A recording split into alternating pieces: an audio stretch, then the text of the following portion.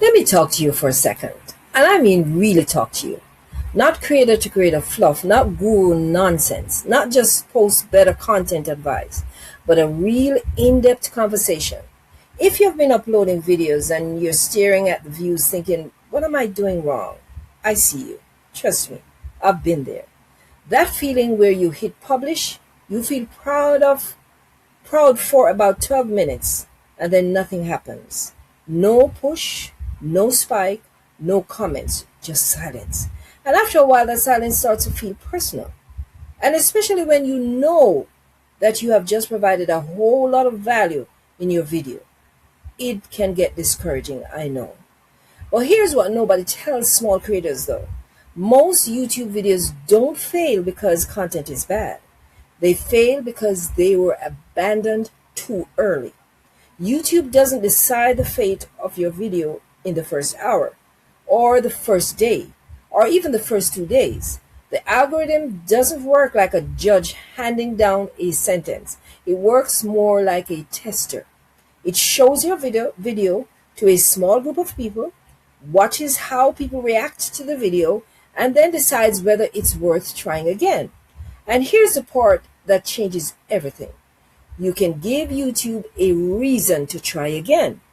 Stick with me to the end as I explain all of this in a way that actually makes sense. You don't want to miss that. Okay, so most creators upload a video and treat it like a one-shot deal.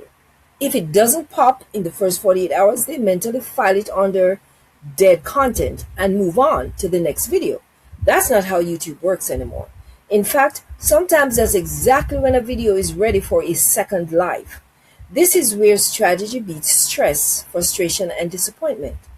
First, let's talk about thumbnails and titles so we can tie all of this together. Because yes, changing these after 48 hours is not only allowed, it is a smart move.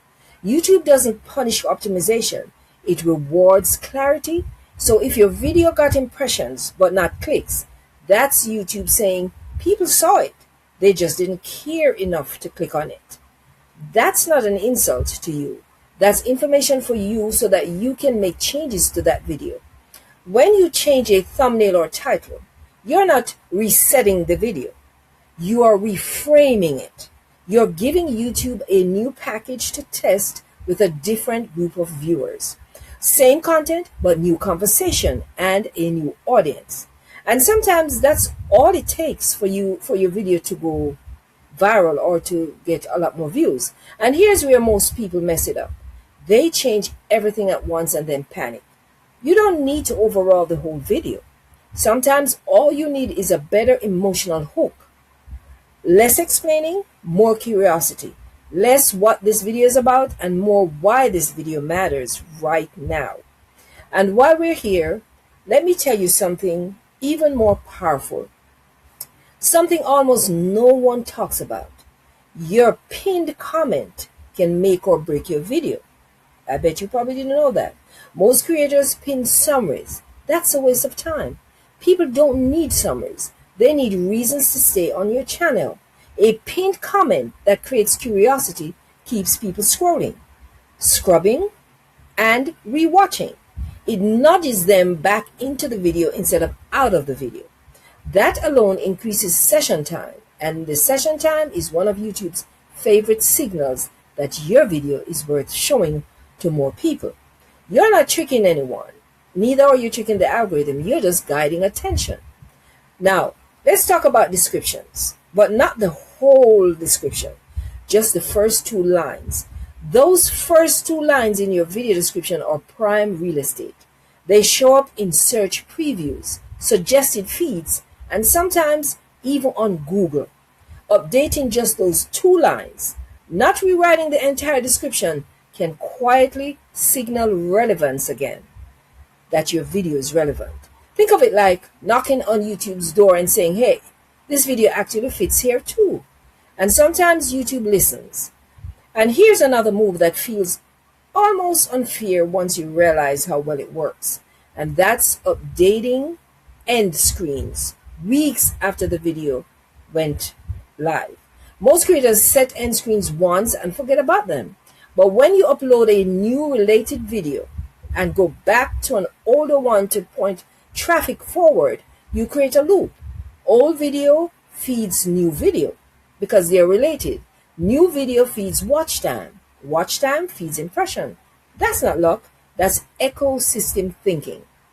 I hope you're getting value from this video so far. If you are, then you might be interested in a deeper dive and a formula for viral YouTube growth and audience retention. I call this my creators retention bundle: hooks, loops, and frameworks.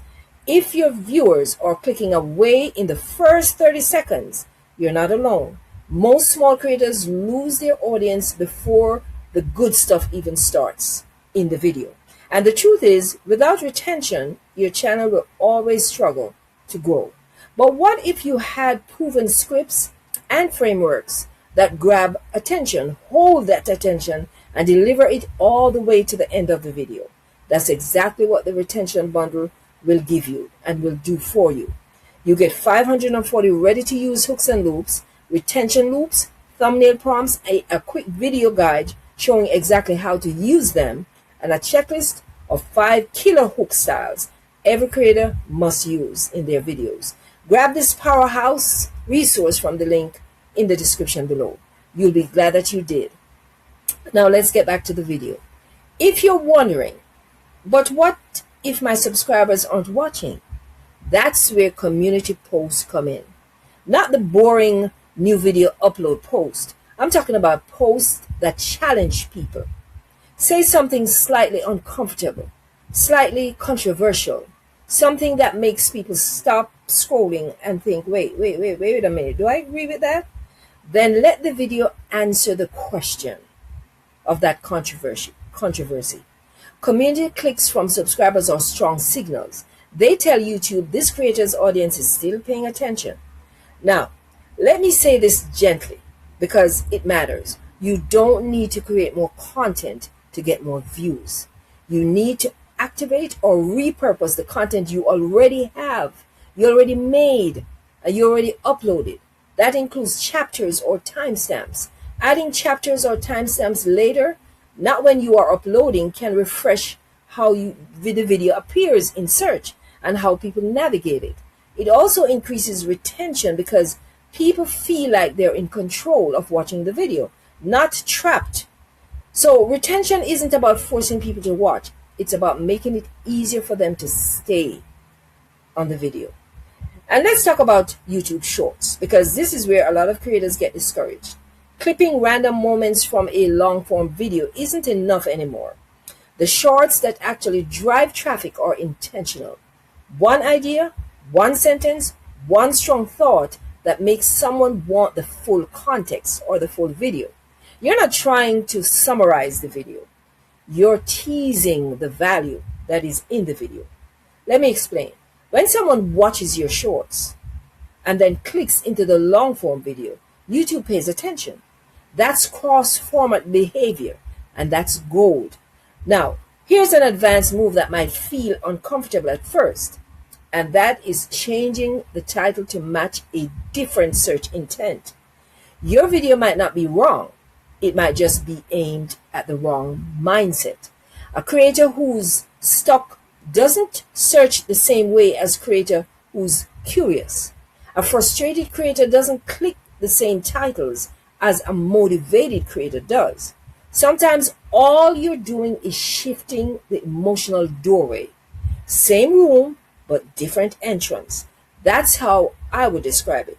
And if you're sharing your video on other platforms, stop relying on the thumbnail to do the work for you. Write the hook yourself. Let curiosity pull them in.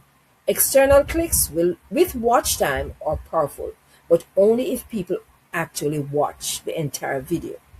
Finally, I want you to hear this because it's the part that keeps creators going or makes them quit. A video that doesn't perform immediately is not a failure. It's unfinished business, which means it's something that you can revive. And that is what this video was all about. YouTube is not a one and done platform anymore. It's a testing ground. And every optimization you make, every thoughtful change you make is you telling the algorithm, This deserves another look.